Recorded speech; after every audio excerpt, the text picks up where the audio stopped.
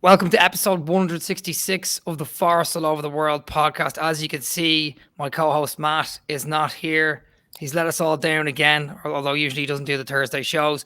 But we have great guests from all over the world. We have Homer in Ohio, Jordan in Toronto, and Chief in Chicago. We're taking it from four cities here. It's going to be a hell of a show. So without further ado, it's good actually, isn't it? Quite like it. Just can't fade it down. Anyway, welcome everyone. How are you doing? We have four different cities watching the Brighton game this weekend. Homer, I'll start with you. You're out in Ohio. What's your routine? I'm sure I've asked you this before when you've been in the podcast. What's your general routine, and what's your routine going to be this week? Are you going to Combustion with the Ohio Trickies? Yep. So we'll be watching at Combustion Sunday morning. We were kind of a little shocked they were going to open for us that early on a Sunday at 9 a.m. our time, but we've been bringing out good crowds, so we'll be watching there. Deadly. And what about yourself, Chief? I believe there's a fan fest this weekend in Chicago. Chicago seems to be the pinnacle of the NFFC NA meetups at the moment, because last year it was Chicago. Are you drawing the crowd in, or is it just Chicago in general, like Brian and Andrew and all the legends that are part of Chicago that are bringing this to Forest, or is this a Premier League thing, isn't it? Yeah, this is a Premier League thing, and it's just terrible timing because I'm going to be in Indianapolis, so I'm not going to be able to partake in any of that. So I know they're going to be at the Embassy, which is a great spot, great pub. They take good care of the Forest supporters there, even though it's owned by a guy who's a fan of Leeds. And that's going to be the hub. And then we've been watching a lot of games at the office here. I got to struggle between Arsenal and United and City fans. Typically, I'm usually by myself, just kind of trying to box what they're talking about out. And then it gets easier and easier as every game goes by. It's been great. And yeah, so this week I'll be in probably a Marriott in Indianapolis. So there you go.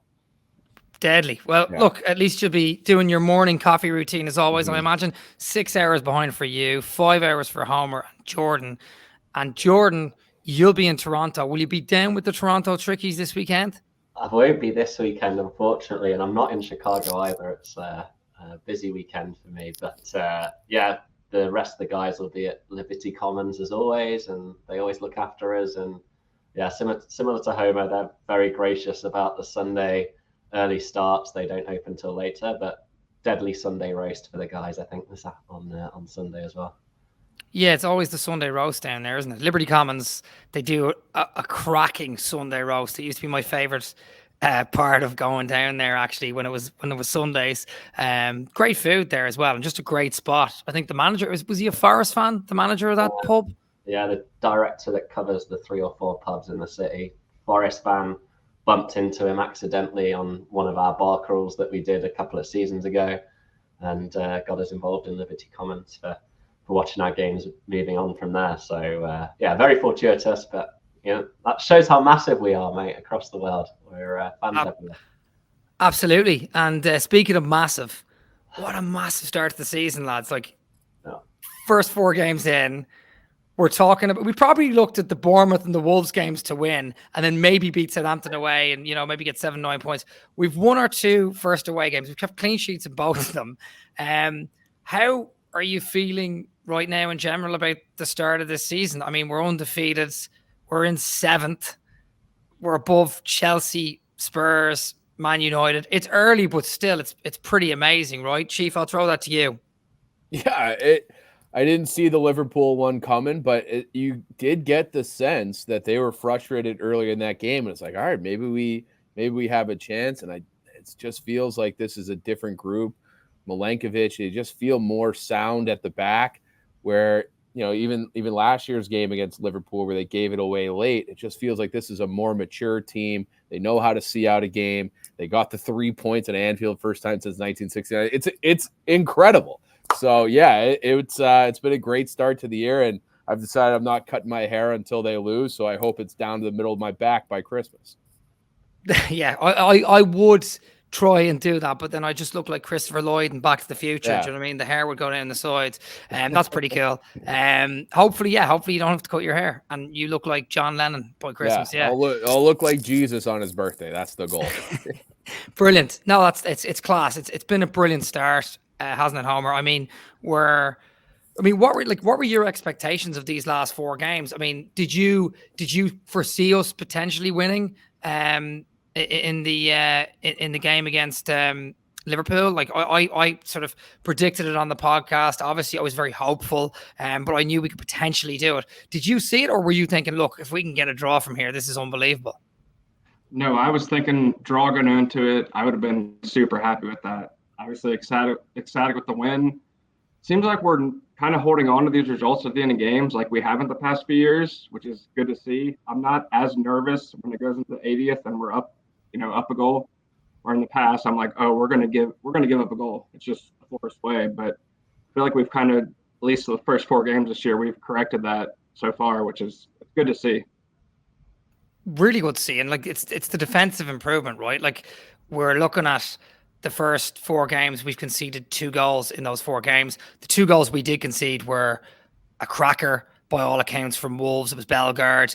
And then the other one was a kind of a sloppy bounce off the defenders and smashed in by Semenyo at the end of the game against Bournemouth. I was at that and I saw it. It was kind of unlucky in a way.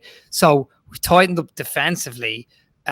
Jordan, I know you get criticized for being very critical of our recruitment at times, and I think you're very recruitment either, Chris. That's the problem. But there you go. No, I think you're very aware of that, and that's fine. But I wanted to give you the platform and the opportunity to be positive about our recruitment, because you look at our defense against Liverpool. Moreno and Milenkovic were signed this summer. Last summer, Murillo and Aina were signed. So 2 of the best signings last summer were Murillo and Aina, and then this summer, Milenkovic and Moreno already looking like world beaters, and it's been the difference, really, hasn't it? So yeah, I'll give you some space to give the flowers to the recruitment. Go ahead. No, I honestly think this was the summer where they've demonstrated consistency now over 2 windows in starting to get recruitment right. I think there's probably warranted criticism for how they did it when we entered the Premier League and the turnover of squad and the PSR troubles that resulted from it. But kudos to whoever's been involved this time around. It's still a bit unclear who exactly is on point for everything, but we've been fantastic at all of business we've done this year. It's been value for money. It's been fixing gaps. And, I think the best praise I can give them is they didn't rush to overpay for a striker we didn't really know about in the last day or 2 of the window. Probably Forest of old may have done that and chucked a really crazy bid out for somebody in the last day of the window just to get a body in. But it shows the maturity and the thoughtfulness that we now have. And as a fan, is incredibly reassuring. I thought that was one of the weakest points of how the club was being run in previous years. And Jordan, in praise of the club shocker here, it feels like we've done a really great job of finding the right bodies, not overpaying, because in the PSR world, the best owner isn't the one that just pays the most money. It's the owner that spends the money as wisely as possible to still, stay within the regulations that we're in. So hats off to them, done a fantastic job. And no complaints from me. Yeah.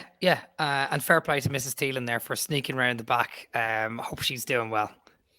I'm sorry, just my speaker's not working now, but my wife just came in to visit me. We'll just say hi to her. No, you when Karina comes in, mate. I know.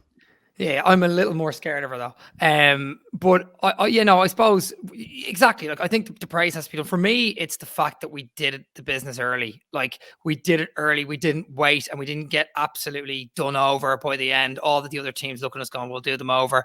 We got our business done early last season. We might have been a little bit hamstrung because we were waiting on the Brennan Johnson sale. But overall, getting it done early is just the most positive thing for me. Now, look, we're all familiar with North American sports, and there's always moments every, off season where there's trades or transfers done in various different sports, and you think that's the big one. I remember being in Toronto, Jordan, you'll attest to this, when Kawhi came in and it was this big moment and we were like, that's our season, you know what I mean? As long as he stays fit. Chief, for you, who's the big body on the line? Who's the transfer that we made this summer that you're thinking that's kind of the game changer, or two transfers, one or two, whichever?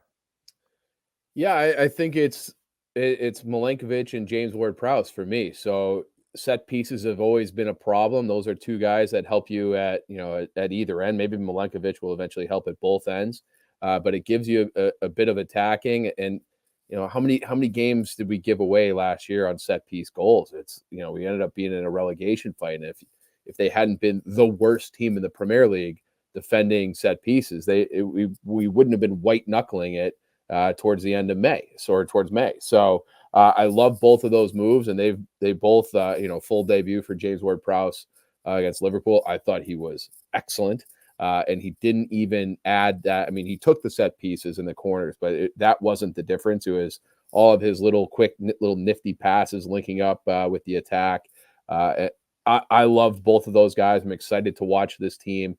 And Milenkovic he's an ox back there. He just there's never any panic either. He stepped right into the Premier League like he's a 10-year vet. Obviously, a lot of experience in Serie A and the international level, but it did not look too big for the moment. And he had a great quote afterwards, or maybe it was before the game, like talking about going into Anfield. And he's like, I've been at Red Star Belgrade. Like, this doesn't faze me at all. So it was, he's just a cool customer and a big, mean dude. And I love him. Like, those are my kind of guys.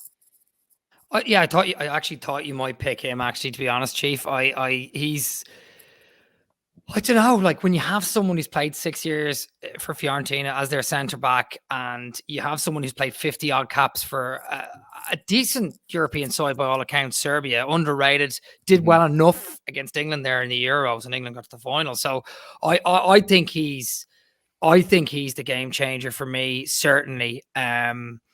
And seeing Moreno as well, like I saw him against Newcastle, and I thought he'd take it easy. It was a League Cup game, and he was just going to ease himself in. Not at all. Like, he took control of that game, and then he goes to Anfield there last week, and it's probably player of the match. The two fullbacks, Aina and him, probably player of the match. It's kind of hard to pick. So yeah, for me, Milenkovic definitely the game changer. Go ahead, yeah. And wasn't Moreno supposed to be like this attacking style of like almost like a wing back more than a guy who'd be in a back four? He put Mo Salah in his back pocket. Like, Mo Salah had nothing that whole game. So if the defensive side is his weakness, I can't wait to unleash him against some of these weaker teams where he can get up and get to the byline. Him combining with Callum Hudson-Odoi eventually, I think, is going to be special. I'm very, very, I don't know if you guys can tell, I am fired up about this team. Yeah, and listen, we all are. And I tell you, we were linked with him before Villa got him. I recall. And then I saw that he was like 30, 31 now. And I'm like, okay, we're taking him on now. But to be honest, it's like Chris Wood. That sort of experience is worth its weight in gold. And he showed that in spades there at the weekend against Liverpool. Was on a yellow card for a lot of the game as well. Managed it really well. It's just... yeah, we are going from strength to strength, and I don't even think we're getting ahead of ourselves. We're undefeated 4 games in. It's our 3rd Premier League season. I just don't think we're getting ahead of ourselves. We're going to Brighton, and we have a chance to get something there.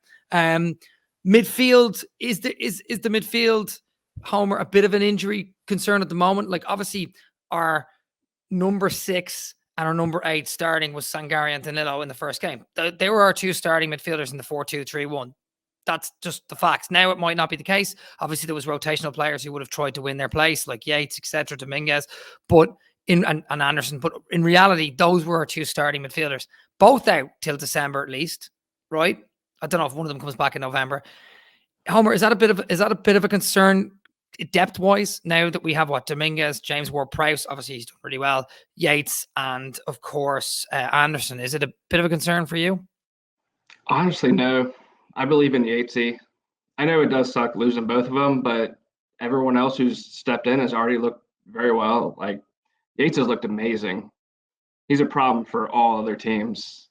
And between Anderson, Prowse, Dominguez, I'm not super concerned. I saw Danilo might be back within a month or month and a half somehow. Sooner than we expected, I think. Yeah, was that injury looked I suppose. bad, Yeah, but and I suppose what I'm driving at is like, if we lose one more midfielder, then it does become a concern. And hopefully within the next 3 or 4 weeks we don't, and then we're waiting to get the other two lads back. But that's probably my biggest worry is like, if one of the lads suddenly goes down, we're a little bit sparse. Now we do have Gibbs White to fill in, but what do you think? yeah, I mean, if we did end up losing somebody else, it would be a problem. But as of now, I'm comfortable, and fingers crossed nobody else goes down.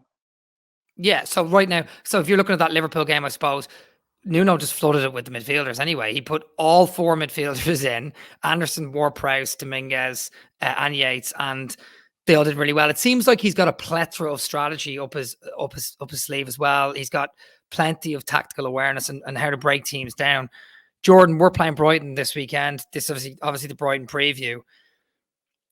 Yeah. Is there something to be said for? And this is a bit of a weird correlation, but we've played 4 teams this season so far, right? Liverpool and Southampton, we beat both of them. Both managers were new managers on different ends of the scale, but they were both new managers, Arne Slot and Russell Martin. You look at Wolves and Bournemouth, both came back into the games. They were 1-0 down and they hard-fought draws. They got hard-fought draws off us, right? Gary O'Neill and Iriola, they both managed in the Premier League before. Is there something to be said for Nuno's tactical nous against new managers, and Brighton have a new manager in the Premier League, where they can't quite break teams down? They haven't quite figured that out yet, or not? Am I just talking out my arse? I love the ambition behind it. It's a great point. Of Nuno, I think we forget is a really seasoned manager and did great with the Wolves team before the Spurs and Saudi adventures that he had. And you look at Brighton's results so far this year. They thrashed Everton, but Everton are poor and they had a man sent off.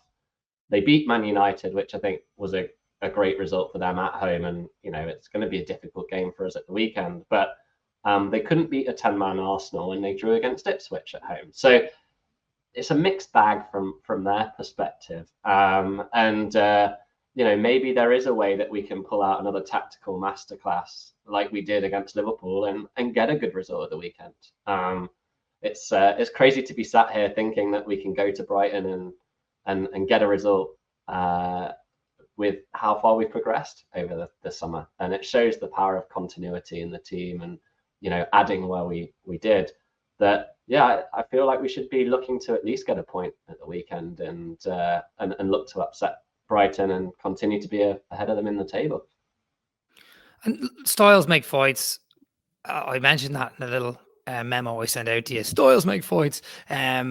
Silly little cliche, but they do. And I suppose, when I was hopeful about the weekend game against Liverpool, I looked back at some of the games that Forest had played against Liverpool, and they'd only really found a way to break us down, pretty badly once over the course of the last couple of seasons. Brighton is the same, and I know we shouldn't be looking back at 22-23, but we took 4 points from them in a season where they couldn't quite break us down, at home and away. We drew 0-0 with them away. We had Scott McKenna and Steve Cook at the back. Last season under Nuno, I was at the game in Brighton, library of a stadium, quiet fans, pathetic. And we lost 1-0. I know they're in a bit of an injury crisis when they beat us 3-2, but João Pedro was on fire that day.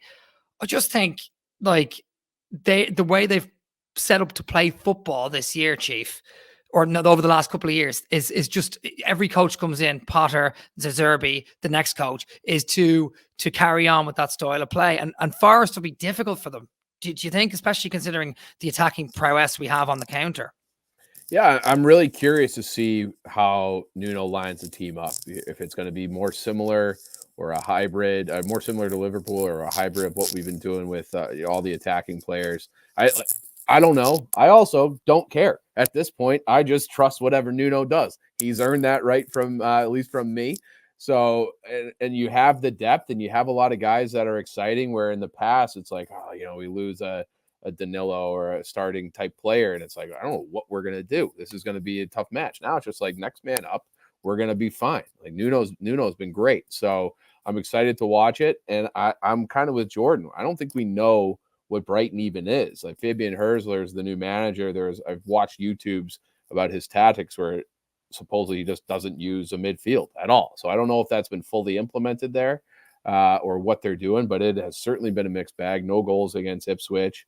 I don't think the United win should even count for 3 points, and same thing for Everton. Those teams are garbage. They're rubbish. And so I love that you're saying that about Man United. Like, yeah, I just keep saying it. Just say it again. Like, just doesn't count for anything. I mean, look at this is their first real test against a team in the top half.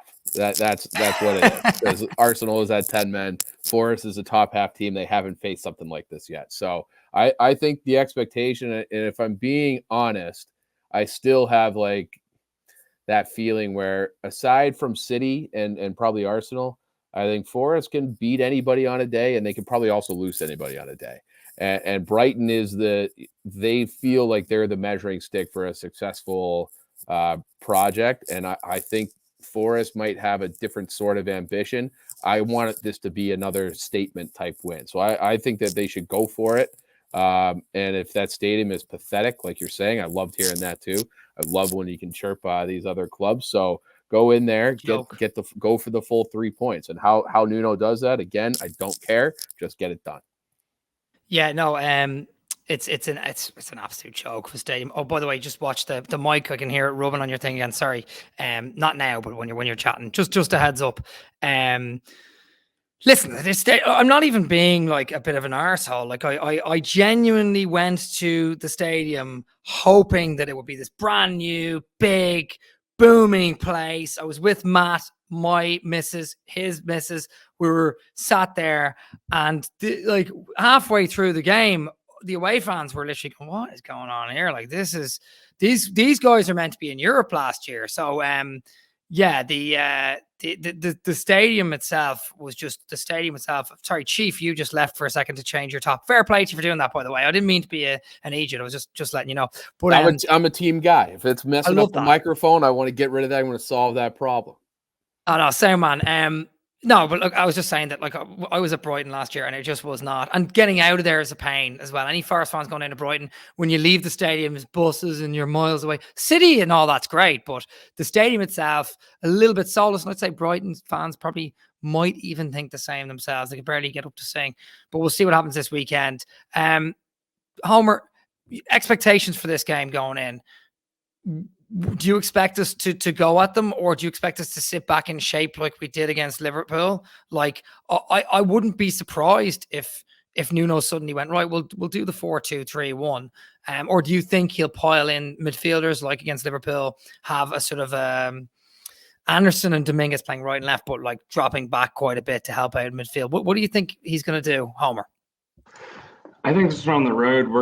He's going to do the same thing we did against Liverpool. I mean, it worked. They never really threatened us that much. They could have gotten a goal or two in the first, but they didn't, and the back line looks great. So I think similar tactics. If he doesn't, kind of like Chief said, and Nuno we trust, if he wants to do something different, it'll probably work because it's been working so far this year. But I think similar tactics-wise, I think we can get a result. At least a draw, probably a win.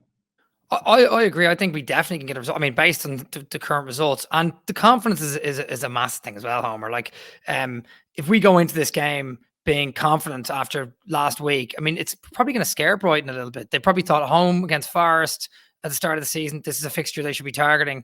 Not anymore. I've heard a lot of podcasters and content creators and stuff say, Brighton fans say that they're a little bit worried about us. Jordan, how would you set up? What would you set up with a 4-2-3-1? Or as Homer said, would you go into the game sort of sucking the life out of the midfield, staying in shape and hitting them on the counter? Yeah, I'd probably do exactly what we did at Liverpool. It proved to work. Brighton probably are going to be that kind of possessive team.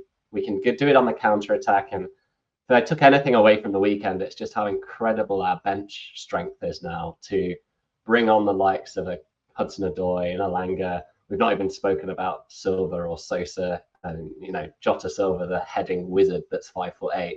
Like, it's just a great ability to do that. And, I think that's what I would go with this time around. Worst case scenario, we don't concede a goal and we get a point. And I think we can really strangle them, hit them on the break and hopefully take all 3 points. So that's probably what I would do, is a very similar setup to the weekend. If it ain't broke, don't fix it. Yeah, it must be. I kind of agree with you and Homer, actually, and it must be a bit of a pain for a team like Brighton to like try and play beautiful football. They've done the recruitment model well. Everyone wants to base their recruitment on Brighton. Jordan's just gone, by the way. He had to head off. Yeah, no, like as we were saying, to work that model and play beautiful football and then come up against a team like Forest. And if we do the same as we did against Liverpool, like if you can keep a team out like that for the majority of the game, and then you get to 55, 60 minutes and you start throwing on Hudson-Odoi and Alanga, who you've just saved and kept behind. And then you still have Taiwo in the last 10 minutes if you want to throw someone else on. It must be like, it must be a nightmare playing against a team. Because if I played against a team who had that much talent on the bench and they should be starting, I'd be thinking, what are they going to do second half? If we don't break them down early, this is going to be a nightmare, Chief. Do you know what I mean? Yeah, totally. And then add on top of that, they're playing Wolves right now in a League Cup game. So they're not using their full squad, but they might be dragging a little bit heading into that game anyways. And I'm glad, coming off of Liverpool, it is a tough test away, because I do think it's a natural letdown spot. So if you were at home against an Ipswich, it would actually scare me more. I'm glad we're going away. I'm glad we're playing a good team that you have to get right back up for. I would probably go with like a hybrid of what we've been doing and what we saw at Liverpool. Maybe it's Anderson on the left side and somebody with a little bit more pace like Alanga on the right, instead of Dominguez, so you can really hit him on the counterattack throughout the game and then make your adjustments from there. But same basic idea would be to suffocate him again. I love that. I think the hybrid is certainly the way to go. And I think, this young manager at Brighton, I think he's gonna struggle to figure us out. And I think you look at the last few games, you can kind of see a style of play, but we adjust so well. And I felt like we did that the last 4 or 5 months at the end of last season, but like it just didn't always work, and we were conceding from set pieces, and we didn't quite have the personnel. We've made some serious good transfer business now in the summer. Homer, like in terms of striking options, are you starting Wood again this week? Yeah, I think we have to. Taiwo just hasn't looked up to speed. I know he's always dealt with injury problems, but even the few minutes we've seen him this season, he just doesn't look up to pace. And Chris Wood just scores goals. That's what he does. So I would keep Wood up top.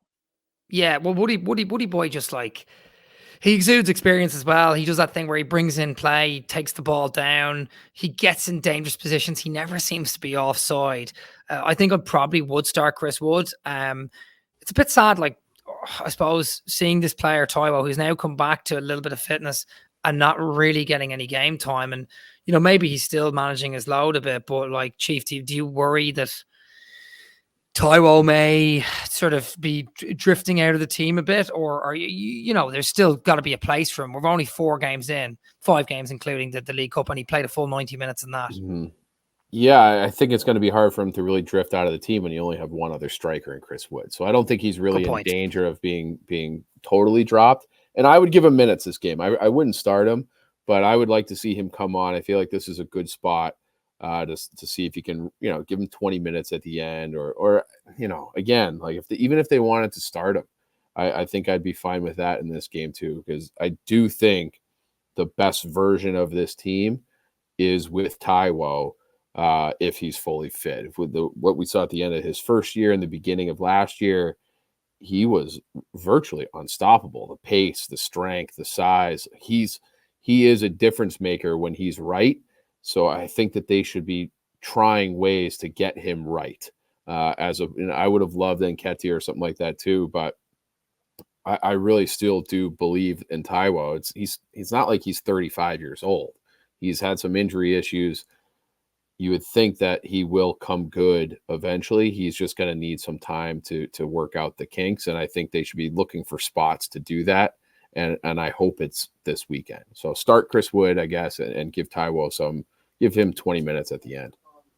No, absolutely, and you got to look at Van Hecke and Dunk are the back two for Brighton. They're very experienced. So what do you want to do? Do you want to put another experienced player in there, bring another players into play, like Chris Wood, who's done well? Maybe. But like maybe rolling the dice on Taiwo, kind of mixing his unpredictability up in the game is a good thing too. I certainly would start Wood because that's what we've been doing. It's been working. And then definitely I'd even give Taiwo 30, 40 minutes maybe. Early second half if things aren't working out for us. Right, we'll go into the score predictions here, guys. Maybe even a red hot take or two if anyone has one. But score predictions, Homer. How do you see this game going? Do you see it a battle of wills? Do you see it high scoring? Do you see us winning? Give us a score prediction. I'm gonna go 2-1. We'll get a late goal from Jota Silva, aka Portuguese. I think Gibbsy gets one. I think we'll get a late goal. It'll be a battle for 60, 70 minutes, but I do think Forest gets 3 from this. Continues our unbeaten streak and on to Europe next year. Brilliant. And you'll be watching all the way from Ohio. I love that. So basically 1-1, last sort of 20, 10 minutes, we get the winner. I love that. And it's Jota Silva. Matt love that actually. He loves Jota Silva. Chief, what about you? I'll say 2-0. I think we've got him. I think our defense is so tight. That's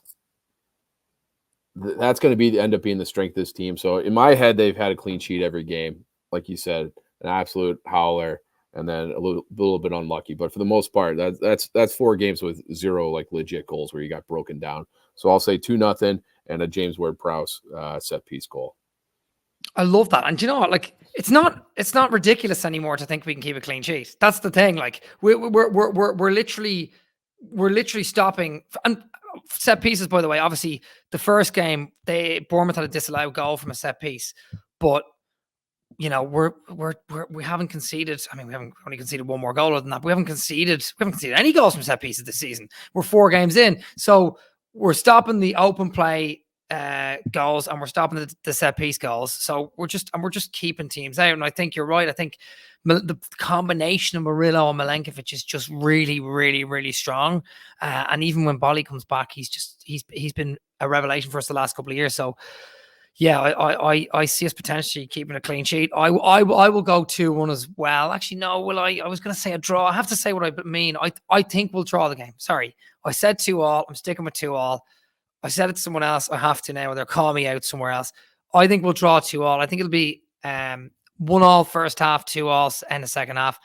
And I think the point will be really good, actually. I just think if we can keep this undefeated run going, we'll be rolling in it. Homer, do you have a red hot take? Did you have time to do one for this game? I think Jota Silva, not for this game, but for the season, he's going to be a stud signing.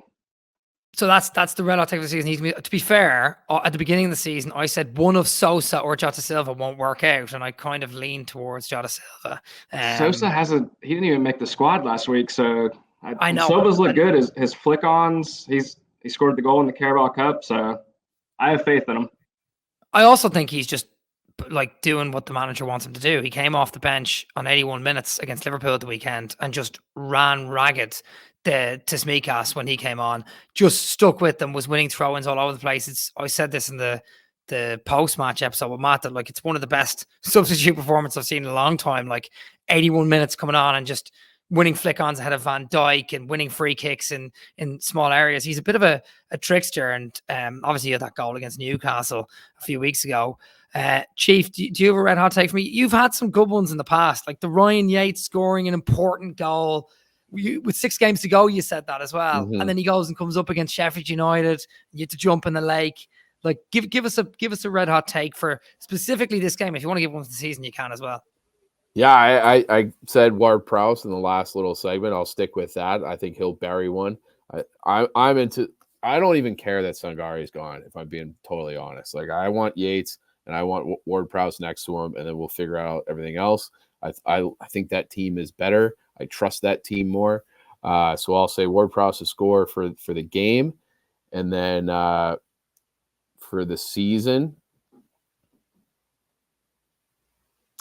we'll just say, man, I don't know. We'll say for the season, I'll say Murillo gets one eventually. He'll get his first goal too. That's a nice red hot take, because Yep. although we all said he would score a screamer from 50 yards last season, he never even managed to get the goal. He didn't even manage to get one in pre-season, but you just kind of know it's coming. You know there'll be one marauding run forward and he'll crack one from distance and eventually have that little smile on his face. I think he'll do it at the City Ground as well. But yeah, look, that's pretty much it. Homer, you're a combustion. Do you want to give any shout outs to anyone? Dave, by the way, from Ohio Trickies, was meant to come on at some stage. I have you, Homer. We will get him on. We've had him on before. Big shout out to him and Jacob. So what are you doing this weekend for the game? You spoke about it earlier on. Is there any crowd pleasers or any people you want to talk to? No, you covered it. Jacob and Dave, the other two founders of the Trickies, and then obviously Combustion for allowing us to come in super early on the weekends. Especially with Ohio State football is huge in Columbus. So for them to open before that and allow us to come in it's big. Nice. And yeah, well, I wish you all the best. Big shout out to Dave and Jacob as well. They've been on before. Chief, this weekend, you're in, where did you say you were? Are you in Indianapolis? Where did you say? Yeah, Indianapolis. So I'll be watching in a hotel room. So I don't know. I don't even know if I'll get to see the last 20 minutes or so, depending on what our schedule is for the Bears that day. So I'm hoping, they're on the beach, so to speak, by then. That 2-0 prediction comes good, and then I won't have to worry about it. Class. Thanks for joining us. Really appreciate it. Big shout out to everyone going out to Chicago Fan Fest this weekend. Yeah, appreciate it. Jordan's gone, everyone who's an audio listener, by the way. He didn't make the end of the podcast. That was probably my fault. I kept pushing it back and delaying it. Still got some of my dinner here. Forest this weekend will remain undefeated regardless whether we draw or win. I think we'll draw. Everyone else seems to think we'll win. And yeah, I'll bang up the music and sound it out.